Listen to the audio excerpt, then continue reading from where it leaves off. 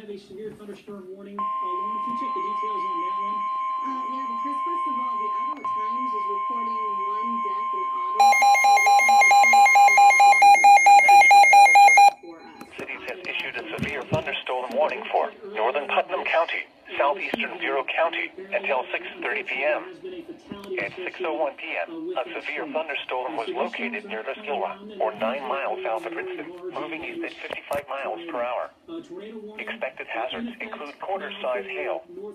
This is a radar-indicated threat. The following impacts are expected. Damage to vehicles is expected. Locations impacted include Princeton, Putnam, Spring Valley, Depew, Granville, Ladd, Terskilwa, Downsville, Bureau Junction, Mark, Cherry, Seatonville, Standard, Milo, Louisville, Spring Valley Airport, Providence, Coal Hollow, Outfield and Blake Thunderbird. This includes the following highways: Interstate 80 in Illinois between mile markers 61 and 72. Interstate 180 between mile markers 1 and 13. That could be moving up towards you in the next 30-40 minutes. So the rotation appears to be tightening up.